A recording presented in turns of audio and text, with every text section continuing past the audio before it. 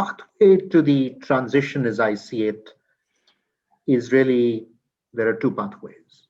And the pathway is really, the first pathway is addressing jobs, and the second pathway is addressing livelihoods.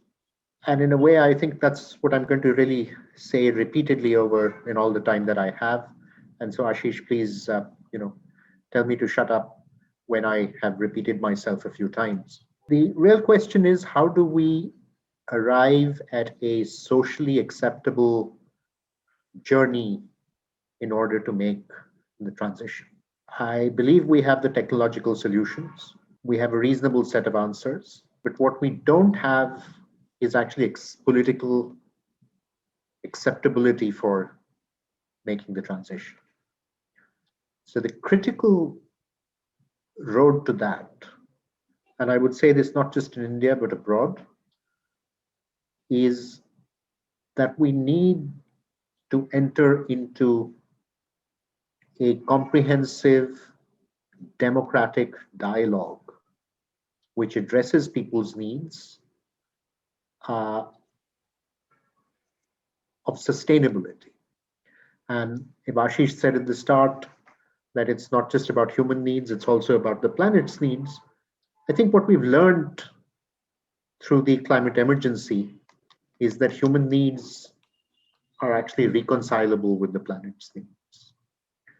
And it's actually violation of the planet's needs that we are forcing human society onto the very edge of its own annihilation. In a sense, we've seen, and this has been said by somebody else, what we saw through COVID-19 was climate change in fast forward. How do you deal with that crisis? How do you deal with that crisis in an acceptable manner, in a just manner, and in a sustainable manner? And that requires two things very clearly.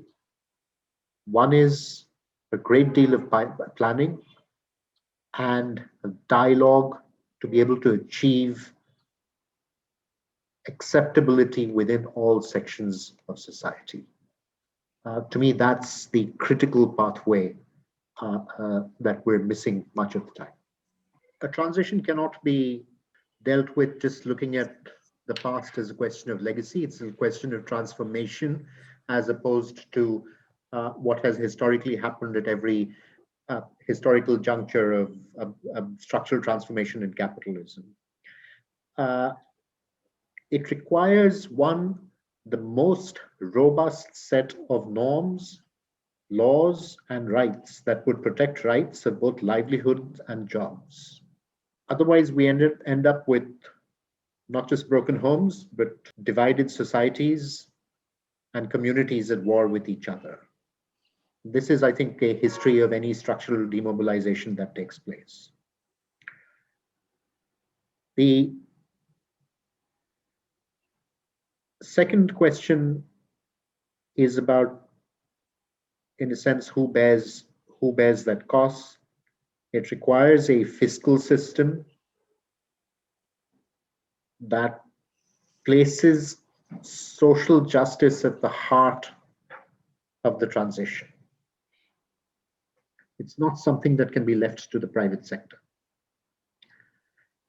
Transition, if I can put nuts and bolts to it, would mean the significant reduction in the use of private transport in relation to public transport. I mean, these are non-negotiables that need to come in, and some of this can only be done given the way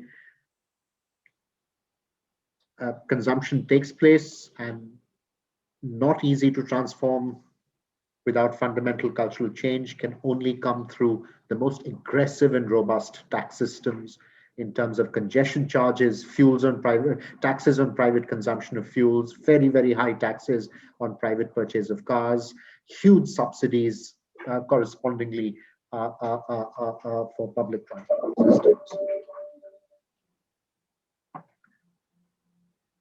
The technological question is something is beyond a point beyond my own capacity. But I do believe that we have within the progressive movement the collective capacity to break it down and understand what we really need, what is it that we need to get rid of completely, what is it that we can partially sustain for some time while moving on to other systems. But if I can put it symbolically, it's very clear to me is the internal combustion engine that provides, in fact, a lot of our members' jobs cannot be replaced with the electric car. The one-on-one equal that I will sell my diesel guzzling Mercedes for a top of the line Tesla is not an acceptable trade-off. I mean, I don't have the technological language after a fashion to put that all out, but this represents a fundamental transformation in society, which needs to push the Mercedeses, as it were, off the road, so to speak.